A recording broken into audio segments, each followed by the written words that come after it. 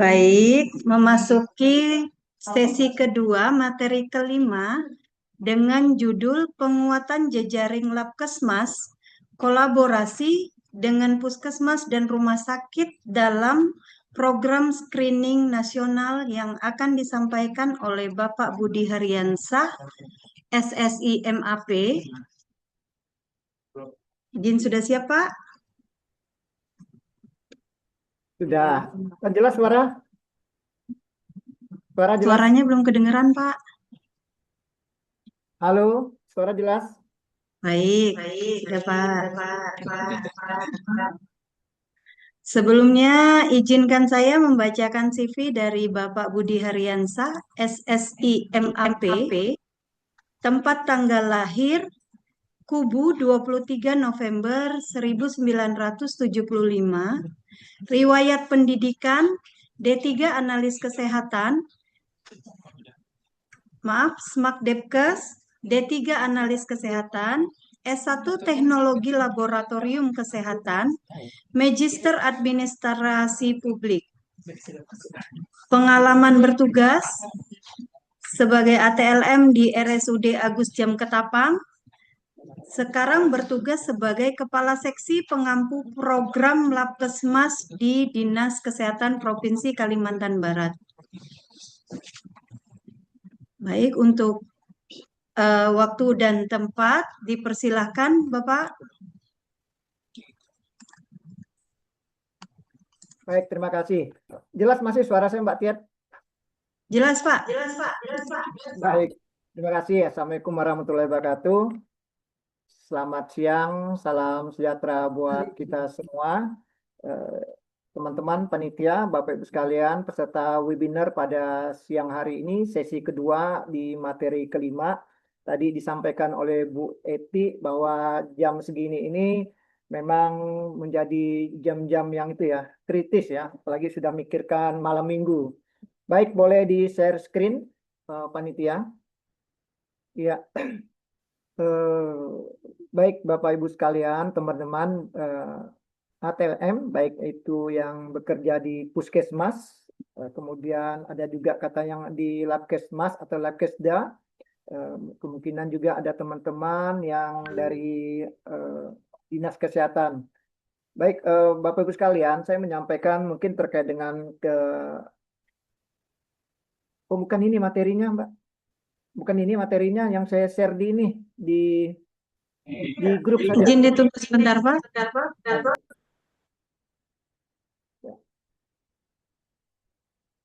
Jadi sambil menunggu slide, jadi teman-teman bahwa sekarang ini memang kita pemerintah atau melalui Kementerian Kesehatan sudah melakukan transformasi di bidang kesehatan.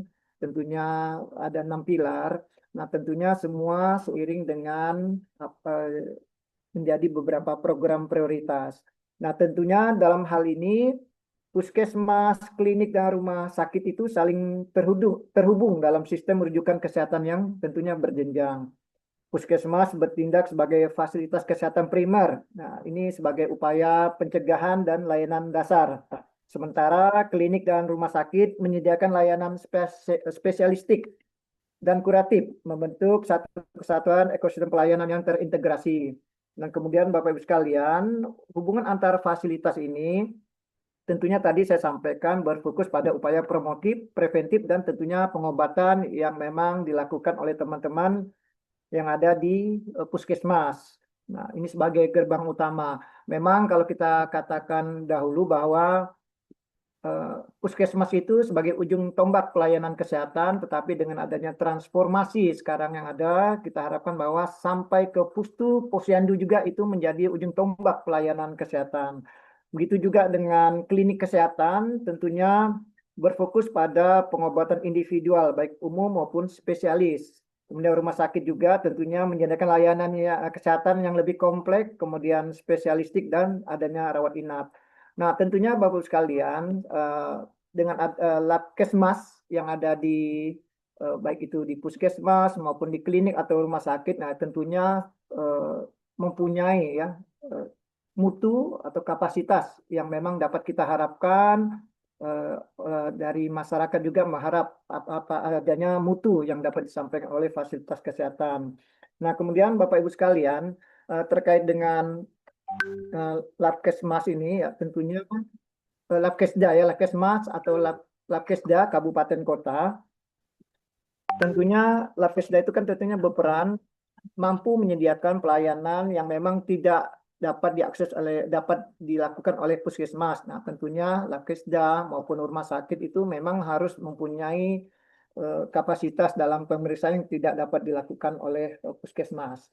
Nah, ini saya coba menyampaikan Bapak Ibu sekalian, teman-teman, terkait dengan penguatan jejaring ya, baik itu rumah sakit, kolaborasi dengan puskesmas rumah sakit. Nah, tetapi tentunya saya lebih membahas terkait dengan penguatan puskesmas itu sendiri, terkait dengan pelayanan laboratorium yang dilaksanakan terkait dengan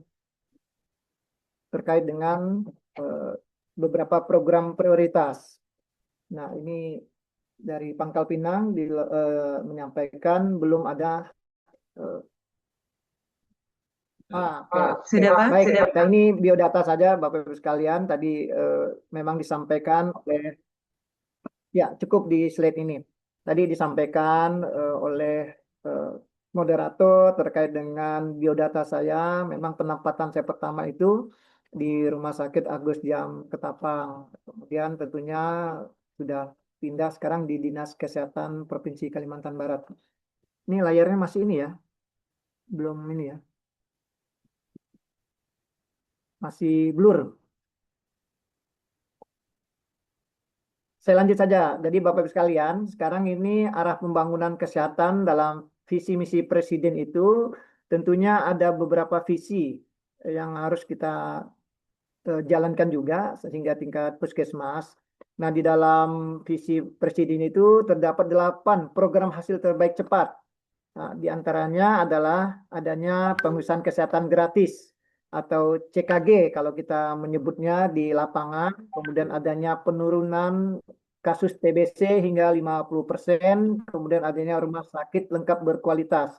Nah, tentunya ini menjadi tanggung jawab kita bersama terkait dengan adanya ini ya, program hasil terbaik cepat yang diharapkan oleh pemerintah.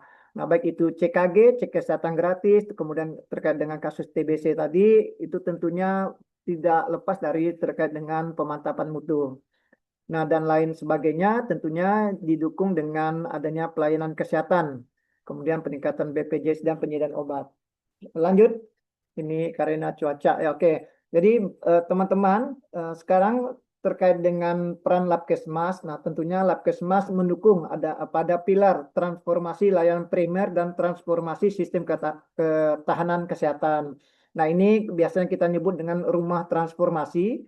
Nah, ini masih ada beberapa ini ya terkait dengan beberapa program yang memang dijalankan oleh pemerintah. Yang pertama terkait dengan kesehatan ibu dan anak, kemudian masalah kesehatan reproduksi, kemudian adanya perbaikan gizi, kemudian adanya memperbaiki pengendalian penyakit, kemudian adanya kegiatan germas, kemudian terkait memperkuat sistem kesehatan. Nah, terkait dengan tadi dukungan Labkesmas, ya tentunya pada transformasi layanan primer, bagaimana dalam transformasi ini bahwa kita mampu meningkatkan kapasitas. Nah, apa itu kapasitas? Ya, tentunya kemampuan misalnya laboratorium Bapak Ibu sekalian dapat melakukan apa, kemudian dengan adanya kapabilitas. Nah, kapabilitas ini mungkin ada inovasi-inovasi dari teman-teman ATLM dalam mengembangkan terkait dengan pelayanan yang lebih cepat, real time, kemudian sehingga dapat diambil tindak lanjut yang segera dan adanya ini ya terkait dengan tata laksana kalau memang ditemukan masalah-masalah penyakit berdasarkan diagnosa dari laboratorium. Nah, ini tentunya di poin D di pilar pertama tadi saya sebutkan revitalisasi terkait dengan layanan di puskesmas, posyandu, kemudian adanya labkesmas dan kunjungan rumah. Nah, tentunya apabila dukungan dari ATLM dari sisi laboratorium, kemudian adanya kita mampu melakukan upaya preventif dan adanya tata laksana terkait dengan penyakit yang sudah didiagnosa, kalau kita harapkan ada perubahan kesehatan pada masyarakat. Nah, ini tentunya memperkuat ketahanan kesehatan pada masyarakat itu sendiri. Nah, ini teman-teman, ini terkait dengan penyelenggaraan Labkesmas. Saya pikir juga tadi narasumber sebelumnya sudah menyampaikan terkait dengan regulasi ini. Tentunya kami di Dinas Kesehatan, saya juga memang di Dinas Kesehatan, berdasarkan SMNKes ini, ya tentunya kita harapkan penyelenggaraan pelayanan kesehatan primer itu didukung dengan laboratorium kesehatan. Nah, tadi saya bilang sekarang bagaimana puskesmas, kemudian jejaringnya, kemudian baik itu klinik, kemudian rumah sakit sebagai rujukan. Nah, itu juga tentu dimantapkan terkait dengan sistem rujukan, kemudian adanya pemantau mutu laboratorium kesehatan. Nah, minggu lalu kami di Dinas Kesehatan telah melakukan pemantapan pertemuan ya, pemantapan mutu untuk kabupaten kota di Dinas Kesehatan juga, termasuk klinik. Nah, itu materi-materi yang disampaikan terkait dengan pemantapan mutu. Nah, ini jelas Bapak Ibu sekalian bagian dari upaya kita untuk meningkatkan mutu laboratorium kesehatan dan tentunya korelasi dengan adanya akreditasi yang ada baik itu di klinik dan lain sebagainya. Nah, kemudian di dalam ini ya, kita juga selalu melaksanakan kebijakan-kebijakan yang dari pengelolaan kesehatan primer dan komunitas. Nah, kalau kesehatan primer ini tidak lepas dari tadi saya sebutkan bahwa ini adalah bagian dari pelayanan yang ada di FKTP, di Puskesmas. Nah, kemudian semuanya kita harapkan terintegrasi. Semua pelayanan ini semuanya bisa terintegrasi termasuk dengan sistem pelaporannya. Jadi kita harapkan pelayanan yang dilakukan di puskesmas itu tadi terintegrasi di puskesmas, kemudian tentunya dengan jejaring ya, pelayanan kesehatan yang lebih primer itu dapat terjalin. Lanjut. Nah, ini teman-teman sekalian terkait dengan peran, ya kan, tentunya peran teman-teman itu di daerah, baik itu dari Labkesmas tingkat 2, tingkat 1, ya tentunya ada beberapa peran yang dapat kita harapkan. Nah, ini tentunya terkait dengan yang saya menggarisbawahi terkait dengan penyelenggaraan fungsi layanan Labkesmas sesuai dengan NSPK yang disusun oleh pemerintah pusat. Kemudian tentunya ada respon cepat untuk KLB di daerah, kemudian tentunya ada peningkatan kapasitas manajemen teknis di tingkat daerah. Dan kemudian dapat mengintegrasikan sistem informasi laboratorium nasional yang berjenjang dari bawah hingga ke atas. Kemudian ada sistem monitoring, kemudian adanya koordinasi terkait dengan puskesmas, mungkin labkesmas juga dengan OPD terkait, kemudian dinas kesehatan. Nah, tentunya kerjasama kita tidak lepas dengan stakeholder yang memang bisa bekerja sama dengan kita. Lanjut. Nah, ini saya pikir juga sering tadi ditampilkan oleh narasumber sebelumnya bahwa penyelenggaraan labkesmas itu dilakukan secara berjenjang dalam kerangka pengampuan 5 tingkatan. Nah, ini mau kami sampaikan Bapak Ibu sekalian, terutama teman-teman di Labkesda atau Labkesmas tingkat 2, seperti Bu Eti itu tadi, bahwa kami kemarin melakukan pertemuan Bapak Ibu sekalian, bahwa beberapa profesi itu masih belum mengenal istilah Labkesmas, ya kan, Laboratorium Kesehatan Masyarakat. Mereka masih mengenal istilah Labkesda atau laboratorium. Padahal sekarang kita sesuai dengan itu ya, regulasi sudah ada nomenklatur tersendiri.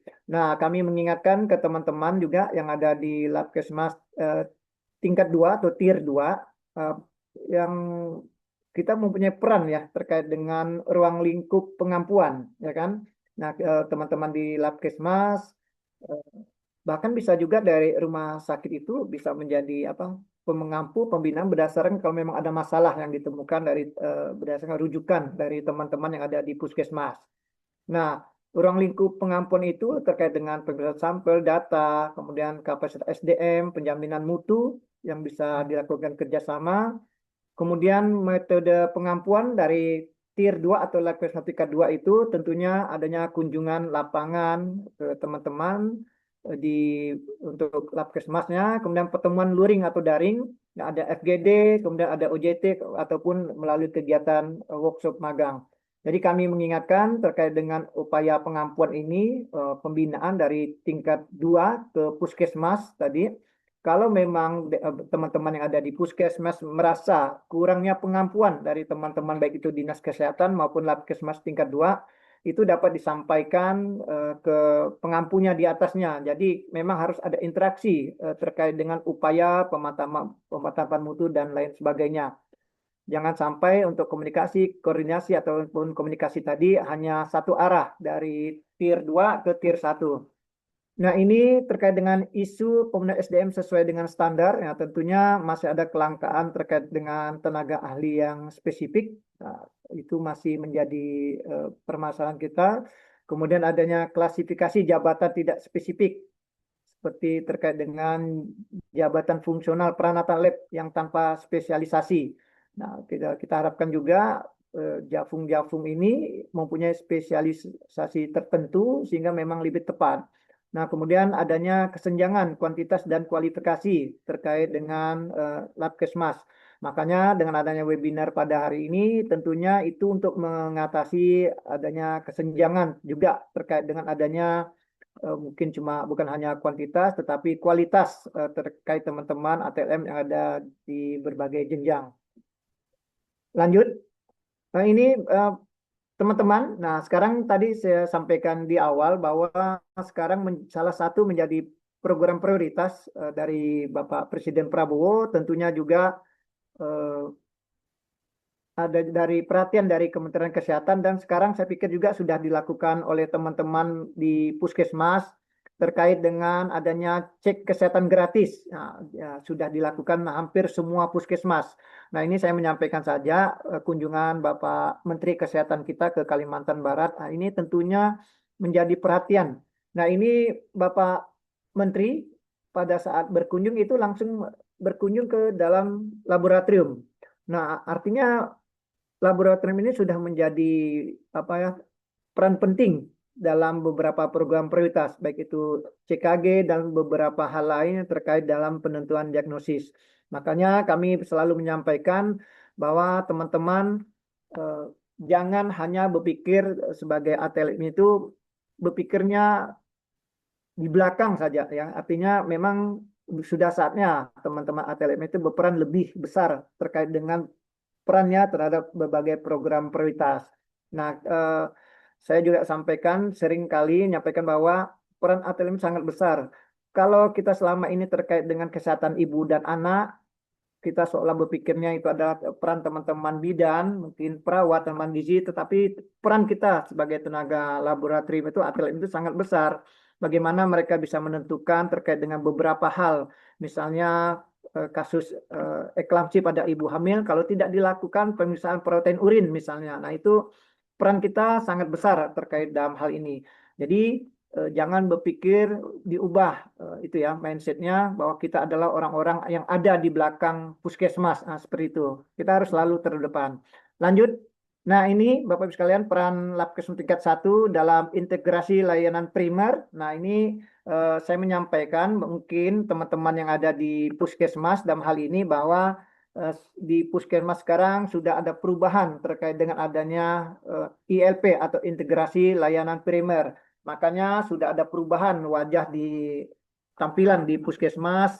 Kalau dulu kalau kita perhatikan di pintu pelayanan itu ada tulisan poli, poli umum, poli dan lain sebagainya. Tetapi sekarang dengan adanya integrasi layanan primer, nah tentunya sekarang sudah ada perubahan di puskesmas dengan adanya pelayanan berdasarkan klaster. Baik itu klaster 2 terkait dengan kesehatan ibu anak dan remaja, klaster 3 terkait dengan dewasa, kemudian yang keempat klaster 4 juga, kemudian kelima lintas klaster baik itu laboratorium, farmasi dan lain sebagainya. Jadi kemudian kami sampaikan terkait dengan peran dari teman-teman laboratorium juga itu tentunya mendukung terkait dengan pencapaian pelayanan minimal di bidang kesehatan. Nah, itu tentunya teman-teman ATLM dalam pemantapan mutunya dapat mendukung ke arah standar pelayanan minimal yang memang harus dicapai di semua kabupaten kota. Lanjut. Nah, ini mungkin kecil kelihatan. Ini yang tadi saya sampaikan, teman-teman, bahwa di Puskesmas itu kita sudah menerapkan yang namanya integrasi layanan primer atau ILP. Nah, tentunya di dalam sistem klaster ini ada klaster 1, klaster 2, 3, dan 4. Nah, kalau untuk laboratorium tentunya berada di dalam klaster 5. Jadi memang dengan adanya integrasi layanan primer ini, tentunya pelayanan laboratorium itu sangat diharapkan terkait dengan penjaminan mutunya, termasuk dengan kelengkapannya. Jadi ini memang sangat mendukung kebutuhan dari masyarakat itu sendiri.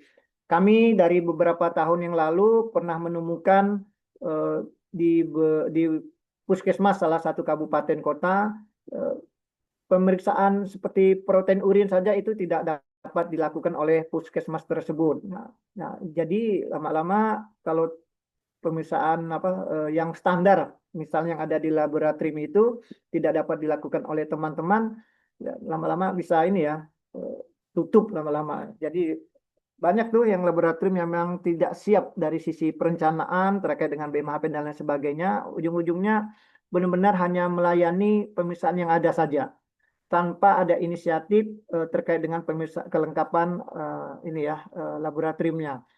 Nah, ini kami sampaikan terkait dengan ILP ini, ya, tentunya kita harapkan peran di teman-teman ATM lebih lebih besar gitu ya. Lanjut. Ini tadi teman-teman terkait dengan ini ya penguatan dan penataan Labkesmas. Nah, tadi kalau kami sampaikan terkait dengan termasuk dengan adanya ini ya eh, peran dari teman-teman yang ada di Puskesmas, ya tentunya Labkesmas yang ada di tingkat 2 yang ada di kabupaten kota itu tentunya mampu juga membantu teman-teman yang ada di puskesmas terkait dengan adanya upaya screening yang tidak dapat dilakukan oleh teman-teman puskesmas, kemudian memfollow up terkait dengan beberapa hal, termasuk dengan adanya kegiatan surveillance membantu teman-teman puskesmas, kemudian adanya membantu adanya quality assurance. Nah, kemudian tentunya ada terkait dengan pengembangan laboratorium sebagai pengampu teman-teman yang ada di puskesmas tadi. Nah, kita harapkan dengan Labkesmas ini ya tentunya adanya upaya pencegahan dan pengendalian penyakit dan adanya peningkatan derajat kesehatan masyarakat. Lanjut. Nah, ini ILP yang kami sampaikan tadi, Bapak Ibu sekalian, teman-teman. Sekarang Puskesmas sudah adanya ILP tadi. Nah, tentunya terkait dengan penguatan laboratorium yang ada di Puskesmas juga, itu juga dapat direplikasikan kemampuan beberapa pemeriksaan laboratorium hingga sampai ke tingkat pustu. Karena sekarang dengan adanya ILP, tentunya pustu yang ada di wilayah puskesmas juga, termasuk posyandu, dapat melakukan pemeriksaan laboratorium yang sederhana. Jadi ini bagian dari ya pemantauan wilayah, ya kan, masyarakat. Jadi sekarang kita harapkan dengan adanya puskesmas dengan integrasi lain primer, kalau memang pustunya, kemudian posyandunya sudah dapat melayani pemeriksaan laboratorium yang sederhana, seharusnya masyarakat itu kalau memang sudah dapat dilakukan tata laksana, pengobatan yang sederhana, dilakukan kunjungan rumah, nah harusnya puskesmas itu lama-kelamaan eh, pasien hanya kontrol saja. Masyarakat tidak perlu harus ke puskesmas, tetapi dapat memanfaatkan pustu ataupun posyandu yang dapat melakukan tadi terkait dengan baik itu pemeriksaan laboratorium sederhana ataupun adanya tata laksana pengobatan. Lanjut. Nah, ini teman-teman terkait dengan standar layanan di Labkesmas yang kita harapkan. Nah, ini memang ada 14 screening, kemudian 46 penyakit menular dengan berbagai hal. Tentunya eh, puskesmas apabila memang punya keterbatasan terkait dengan beberapa screening atau penanganan pemeriksaan terkait dengan beberapa penyakit menular itu dapat melakukan rujukan ke Labkesmas tingkat 2 atau tier 2 tadi. Nah, tetapi diharapkan pemeriksaan terkait dengan beberapa hal itu dapat dilakukan puskesmas, apalagi dengan adanya cek kesehatan gratis tadi. Lanjut. Nah, ini kami sampaikan juga terkait dengan peran tenaga apa ATLM yang ada di Puskesmas, kami selama ini melihat bagaimana peran teman-teman di ATLM di Puskesmas itu, mereka selalu seolah berpikirnya mereka hanyalah bagian dari belakang Puskesmas, ya kan? Jadi kami harapkan bagaimana teman-teman ATLM mempunyai peran lebih besar bagian dari perencanaan dari Puskesmas itu. Karena kami tahu bahwa setiap bulan, bahkan setiap 3 bulan itu dilakukan lokmin yang ada di Puskesmas. Nah, ini tentunya teman-teman dari ATM dapat menyampaikan permasalahan, harapan terkait dengan kebutuhan mereka yang ada di laboratorium masing-masing. Lanjut. Nah, ini ya tentunya pelaksanaan laboratorium di Puskesmas ya tentunya harus sesuai dengan yang teman-teman rencanakan. Jadi tentunya harus berkoordinasi dengan lintas program, bahkan kalau memang diperlukan dapat dilakukan koordinasi dengan lintas sektor yang diperlukan. Nah, tentunya dalam pelaksanaannya harus melakukan pencatatan dan pelaporan dengan baik karena pelaporan yang tersedia baik secara manual atau berbasis dengan aplikasi itu sangat penting terkait dengan pengambilan keputusan. Lanjut. Tadi teman-teman yang kami sampaikan terkait dengan ILP, ini mengulang saja terkait dengan eh, klaster-klaster yang ada di ILP. Nah, tentunya tadi saya sampaikan terkait dengan data yang dilakukan dari hasil pemeriksaan teman-teman di laboratorium itu tentunya menjadi data PWS, menjadi awal dari perencanaan yang dapat dilakukan sebagai tindak lanjut dari teman-teman terkait dengan baik itu permasalahan kekurangan yang ada di laboratorium. Data-data yang dilakukan, yang dicatat oleh teman-teman laboratorium itu diharapkan bukan hanya menjadi data Puskesmas, tetapi tentunya dapat dilakukan sebagai dasar kebijakan. Apa yang diperlukan untuk jejaring atau jaringan terkait dengan data tersebut untuk dapat ditindaklanjuti. Lanjut. Lanjut, nah kalau yang ini memang diharapkan tadi seperti disampaikan oleh Mbak Eti tadi, tentunya data yang dilakukan oleh teman-teman ATLM itu dapat terintegrasi secara berjenjang sampai ke tingkat nasional karena sekarang pengembangan sistem pelaporan dari jenjang bawah sampai ke tingkat nasional itu tentunya dapat dibaca secara real time dari jenjang di atasnya, bahkan dapat dibaca oleh jejaring juga terkait dengan permasalahan yang ada di desa atau di kecamatan berdasarkan pelaporan dari teman-teman puskesmas terkait itu baik itu data surveillance maupun data adanya potensi kejadian luar biasa. Nah, ini memang kita harapkan adanya integrasi data secara berjenjang yang dapat dibaca secara real time. Lanjut. Nah, sekarang Bapak Ibu sekalian, teman-teman, tadi saya menyampaikan terkait dengan adanya perubahan atau pelayanan yang menerapkan integrasi layanan primer yang ada di Puskesmas. Nah, kemudian ini salah satu program prioritas pemerintah terkait dengan cek kesehatan gratis. Nah, saya yakin juga teman-teman apa yang dilakukan oleh teman-teman terkait di Puskesmasnya dengan pelaksanaan cek kesehatan gratis ini tentunya sudah dilakukan, tetapi tentunya masih berbagai banyak masalah atau kendala terkait dengan pelaksanaannya. Salah satunya adalah BMHP untuk mendukung pemeriksaan laboratorium pada cek kesehatan gratis.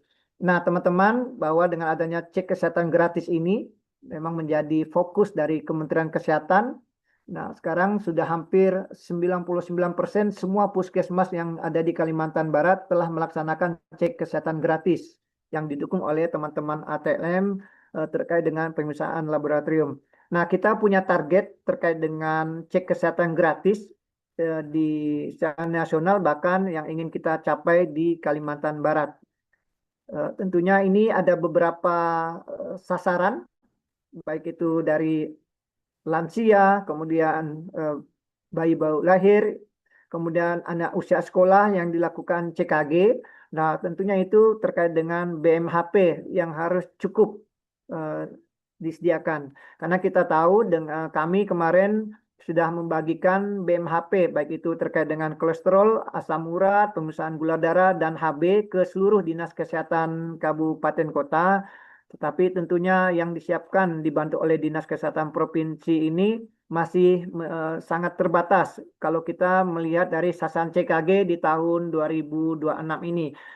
Tentunya ini sangat didukung BMHP yang dapat disediakan baik itu dari Dinas Kesehatan Kabupaten Kota itu sendiri atau dari Puskesmas. Apakah memang mampu menyiapkan BMHP berdasarkan jumlah sasaran dan target yang diinginkan oleh Kementerian Kesehatan? Karena kami tahu juga bahwa di Puskesmas juga mempunyai terkait keterbatasan anggaran baik itu baik yang itu sudah BLUD itu juga sudah ada keperuntukannya, tidak bisa serta-merta harus bisa membeli kebutuhan BMHP untuk semua sasaran. Kemudian juga dana kapitasi juga itu masih kecil untuk beberapa puskesmas. Nah, artinya memang terkait dengan BMHP ini tentunya menjadi bagian dari perencanaan puskesmas agar dapat mengcover semua sasaran dari cek kesehatan gratis. Lanjut. Oke, ini teman-teman terkait dengan cek kesehatan gratis yang sudah dilakukan di Kalimantan Barat. Nah, tentunya ini bagian dari teman-teman ATM yang sudah mendukung terkait dengan pemeriksaan eh, sasaran yang ada di Puskesmas. Nah, kalau kita lihat di sini bahwa capaian CKG untuk Kalimantan Barat itu di tahun 2025 itu 10,1%. Sedangkan target cek kesehatan gratis di tahun 2025 itu 36%. Nah, target di tahun 2026 itu sebanyak 46%. Nah, teman-teman bisa bayangkan dari jumlah sasaran di kabupaten kota, bahkan di puskesmas, bagaimana 46% masyarakat sesuai dengan sasaran di daerah teman-teman itu sendiri dapat dilakukan pemeriksaan laboratorium. Nah, ini tentunya dari target yang ingin dicapai, kemudian ketersediaan BMHP, tentunya harus dapat dilakukan sesuai dengan perencanaan. Lanjut.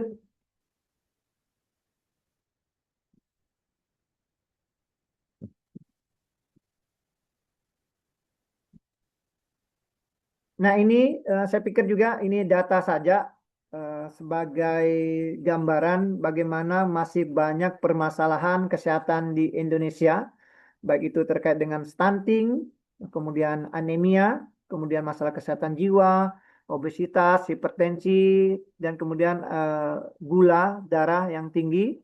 Nah, tentunya pemeriksaan-pemeriksaan yang bagian dari cek kesehatan gratis ini tadi saya sampaikan terkait dengan adanya BMHP dan bagaimana teman-teman ATLM dapat membantu pemeriksaan tersebut. Kemudian tentunya dari data ini memang dengan target juga yang kita harapkan 46% tadi ya tentunya eh, benar-benar menjadi peran teman-teman ATLM terkait dengan eh, pelaksanaan cek kesehatan gratis. Lanjut.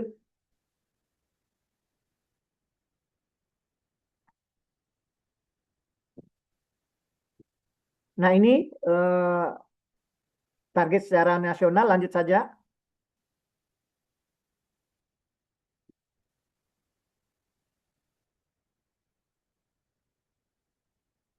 Nah, ini saya pikir ini secara umum saja bahwa eh, cek kesehatan gratis itu memang menyasar sekarang secara khusus untuk sasaran, kemudian CKG secara umum, kemudian ada CKG pada anak sekolah. Makanya mungkin teman-teman dari ATLM di Puskesmas ada diajak oleh teman-teman dari program lain untuk melakukan cek kesehatan gratis di sekolah. Lanjut.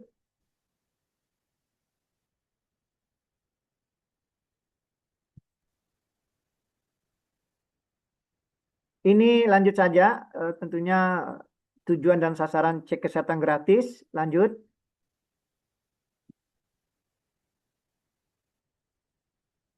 Ini sama saja, tentunya tadi CKG di, dilakukan pada semua siklus hidup dan dapat dilaksanakan di puskesmas. Ini CKG, ini paket-paketnya ya teman-teman. terkait dengan pemeriksaan laboratorium ataupun beberapa screening yang dilakukan pada CKG. Lanjut.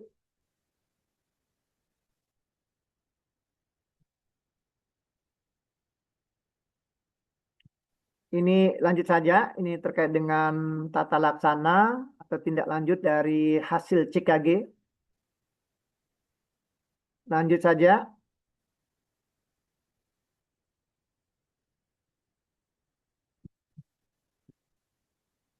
Ini sama saja terkait dengan PKG atau CKG dapat dilakukan hingga ke posyandu.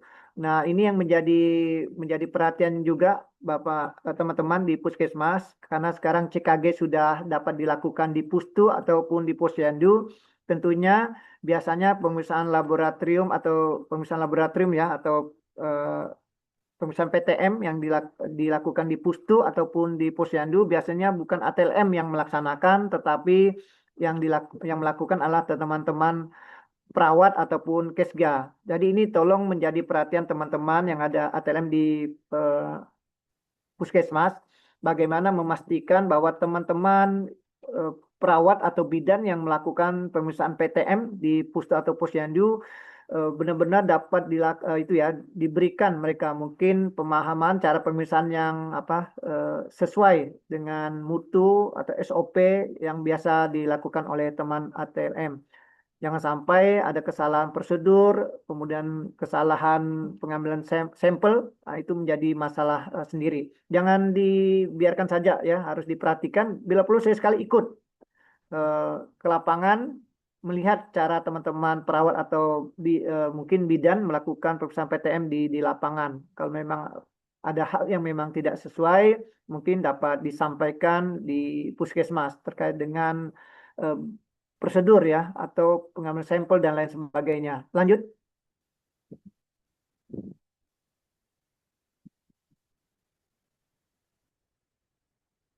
Ya, tepat 40 menit di slide terakhir. Ini yang dapat saya sampaikan teman-teman sekalian mungkin sebagai kesimpulan bahwa ada beberapa program prioritas yang sekarang lagi dijalankan hingga ke tingkat puskesmas, baik itu terkait dengan pemeriksaan cek kesehatan gratis yang tadi saya sampaikan, dan tentunya dengan ada cek kesehatan gratis ini diharapkan adanya itu ya pemantapan mutu, kemudian dukungan pemeriksaan laboratorium yang dilakukan oleh teman-teman di puskesmas yang benar-benar dapat memberikan pelayanan baik itu sisi dari segi kuantitas atau kualitasnya juga. Karena hasil pemeriksaan itu dapat menjadi gambaran bagaimana eh, mutu itu sendiri dapat ditegakkan di laboratorium. Karena data dari laboratorium pemeriksaan mungkin termasuk PTM yang dilakukan oleh teman-teman itu ada beberapa pemeriksaan atau screening yang tentunya tidak dapat dilakukan oleh teman-teman atlet di puskesmas. Nah, itu menjadi sampel rujukan untuk labkesmas bahkan bisa dilakukan di rumah sakit. Demikian yang dapat saya sampaikan terkait dengan dukungan labkesmas terutama labkesmas tingkat 1 di puskesmas terkait dengan beberapa program lah ya yang menjadi program prioritas Kementerian Kesehatan sekarang. Terima kasih. Assalamualaikum warahmatullahi wabarakatuh. Selamat siang, salam sejahtera buat kita semua. Waalaikumsalam warahmatullahi wabarakatuh. Terima kasih Bapak Budi Haryansa, SSI MAP,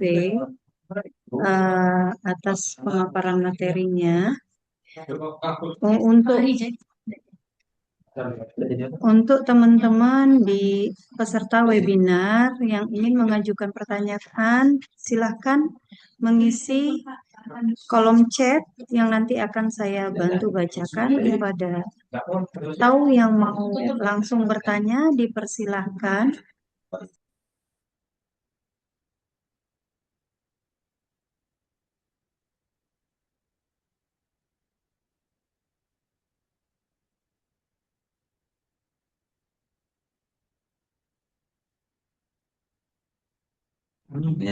Baik, mungkin untuk pemeriksaan CKG sudah disampaikan dengan baik dan jelas oleh Bapak Budi Haryansa. Mungkin saya hanya mengingatkan kembali terkait nomenklatur tentang Labkesmas ya Pak, karena saya juga masih menyebutnya Labkesda tadi.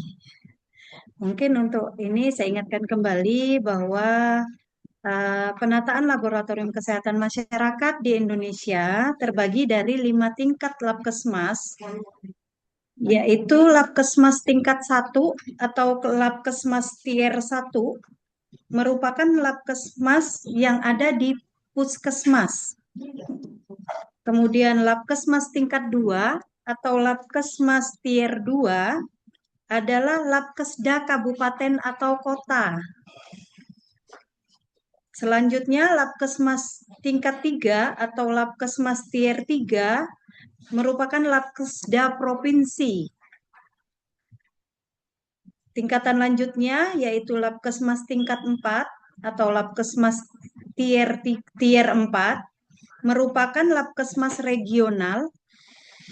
Yang terakhir adalah Labkesmas tingkat 5 atau Labkesmas tier 5 merupakan laboratorium biologi kesehatan dan laboratorium kesehatan lingkungan, di mana dari Labkesmas ini mendukung menyediakan pemeriksaan yang bertujuan untuk screening, diagnosa, follow up, surveillance, quality assurance, dan research serta development. Tujuannya dari laboratorium kesehatan masyarakat ini adalah untuk mendapatkan data gambaran dari status kesehatan yang ada di wilayah Indonesia terkait untuk pencegahan dan pengendalian penyakit dan peningkatan derajat kesehatan masyarakat di wilayah Republik Indonesia. Mungkin simpulan yang saya dapat dari materi yang Bapak Budi Haryansah sampaikan hari ini, ada mungkin dari teman-teman peserta webinar yang ingin bertanya atau berdiskusi dengan narasumber kita, dipersilahkan. Bagaimana upaya kita sebagai Labkesmas tier 2 agar perannya lebih terlihat di masyarakat umum, di mana sekarang kelihatannya pusat lebih memprioritaskan puskesmas sebagai ujung tombak pelayanan kesehatan dengan didukung oleh program-program di puskesmas, dan bagaimana menyikapi tentang tumpang tindihnya peraturan pemerintah pusat dan peraturan daerah untuk mendukung program-program kesehatan. Silakan Bapak Budi untuk menanggapi pertanyaan Ibu Eti dari Ya, saya pikir tadi Bu Eti dari Melawi ya, ternyata Bu Eti dari Pangkal Pinang.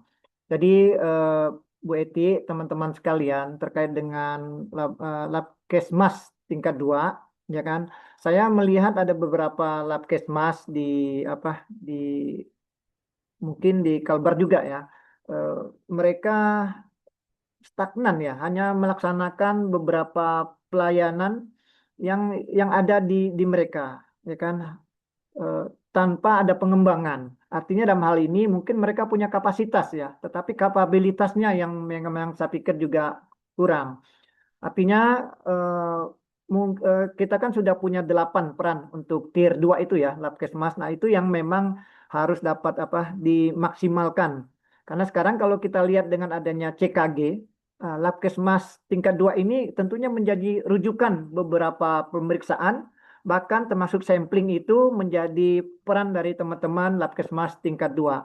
Termasuk juga ini ya, terkait dengan sampling untuk MBG itu, ya kan? Nah, itu kita kalau terkait dengan peran itu saya pikir banyak ya, terkait dengan 8 peran dari Labkesmas tingkat 2 itu. Nah, bagaimana kita menyiapkan mampu menyiapkan kapasitas kita sudah punya, tapi bagaimana kapabilitas teman-teman untuk dapat menangkap beberapa mungkin peluang terkait dengan ini. Nah, mungkin saya dapat melihat juga beberapa Labkesmas tingkat 2 yang ada di provinsi lain, ya kan, yang mempunyai mereka pemasukan hingga bisa sampai miliaran Nah, ternyata mereka memang membuka diri dan mencari jalan bagaimana yang menggunakan regulasi yang dari pemerintah daerah yang tepat ya. Sehingga beberapa peluang dapat mereka lakukan terkait dengan itu pemeriksaan laboratorium. Nah, contoh juga kami kemarin pada saat melakukan pertemuan terkait dengan evaluasi program terkait dengan Labkesmas. Nah, contoh ya di salah satu kabupaten di tempat kami itu terdapat 11 perusahaan ya yang ada. Tenaga kerja itu ada 11.000. Nah, bagaimana biar kelihatan mungkin kami sarankan ke teman Labkesda tersebut bagaimana terkait dengan CKG dapat dilakukan di 11 perusahaan ini dapat menyasar di 11 tenaga kerjanya. Nah, ini kan dapat mereka kan pasti punya paket-paket MCU itu ya. Itu sebenarnya bagian dari paket CKG juga. Nah, apabila Labkesda ini dapat mengambil peluang tersebut melakukan CKG di perusahaan-perusahaan tersebut, mungkin dengan BMHP yang berasal dari perusahaan tersebut melalui dana mereka sendiri. Jadi mungkin Labkesmas dapat berperan mengambil peluang untuk melakukan pemeriksaan CKG di perusahaan-perusahaan ini. Nah, itu sebenarnya salah satu peluang. Belum lagi terkait dengan program MBG, sampling dalam penerbitan sertifikat SLHS itu. Nah, itu kan peran-peran teman-teman Labkesmas tingkat 2 itu menjadi itu ya, menjadi kelihatan di situ. Saya pikir juga 8 peran fungsi Labkesmas tingkat 2 itu dapat dimaksimalkan bagian dari kapabilitas dari Labkesmas itu sendiri. Saya pikir juga dengan program-program yang ada di Puskesmas sekarang yang tentunya didukung dengan dana BOK dari pusat. Nah, itu saya pikir dia mempunyai peran juga mereka sebagai ujung tombak di masyarakat itu sendiri. Saya pikir kalau memang ada tumpeng tindih ya tumpang tindih Bang Tindi, terkait dengan Bapak. beberapa regulasi. Saya pikir juga bagaimana di daerah dapat menyingkapi regulasi yang dari pusat terkait dengan kebutuhan, kemudian peluang dan menyesuaikan dengan kondisi yang ada di daerah masing-masing. Karena saya pikir memang regulasi dari pusat itu tentunya tidak bisa harus kita terjemahkan melalui regulasi kita yang sejalan untuk penguatan tersebut. Nah, saya pikir juga untuk regulasi untuk Puskesmas sudah ada, tetapi kemudian regulasi terkait dengan Labkesmas juga sudah ada. Nah, ini mari kita gunakan regulasi ini sesuai yang dibuat. Dan tentunya kalau memang ada kebijakan yang memerlukan regulasi di daerah, itu dapat dilakukan regulasi dari pemerintah daerah itu sendiri. Mungkin demikian ya, Mbak Tiet. Baik, Ibu Eti, apakah penjelasan yang diberikan oleh Bapak Budi Haryansa sudah jelas atau masih ada yang masih ingin ditanyakan? Dipersilakan Ibu Eti. Baik, Bapak Budi Haryansa, SSI MAP. Ada lagi teman-teman dari peserta webinar yang ingin mengajukan pertanyaan kepada narasumber kita, dipersilakan. Baik, jika tidak ada, saya berikan kesempatan untuk Bapak Budi Haryansa SSI MAP untuk menyampaikan closing statement-nya. Dipersilakan. 1 jam cukup ya closingnya? Lebih ya? Dan Bapak. Oke, Bapak Ibu sekalian, teman-teman, jadi tetap semangat dengan berbagai program prioritas yang ada eh, di Puskesmas Bapak Ibu sekalian. Tentunya kita tidak bisa bekerja sendiri, ya kan? Tentu ada jejaring dalam memperkuat pelayanan yang dapat dilakukan oleh teman-teman ATLM. Saya pikir untuk peningkatan kapasitas juga perlu kemampuan laboratorium itu sendiri itu dapat ditingkatkan oleh teman-teman di laboratorium. Tentu juga di Kementerian Kesehatan juga akan membantu nih terkait dengan beberapa mungkin alkes untuk kebutuhan laboratorium, termasuk hematologi analyzer, kemudian mikroskop juga, kemudian juga ada beberapa alkes yang memang diberikan mungkin lokus tertentu saja. Tetapi yang penting juga bukan hanya kapasitas, tetapi bagaimana kapabilitas oleh teman-teman di laboratorium. Jangan mempunyai mindset bahwa kita di laboratorium itu sebagai pekerja di belakang puskesmas. Kita ingat, kita jadikan diri kita sebagai bagian perencanaan dari puskesmas itu sendiri. Terima kasih, semoga bermanfaat apa yang saya sampaikan. Assalamualaikum warahmatullahi wabarakatuh. Selamat sore, salam sejahtera buat kita semua.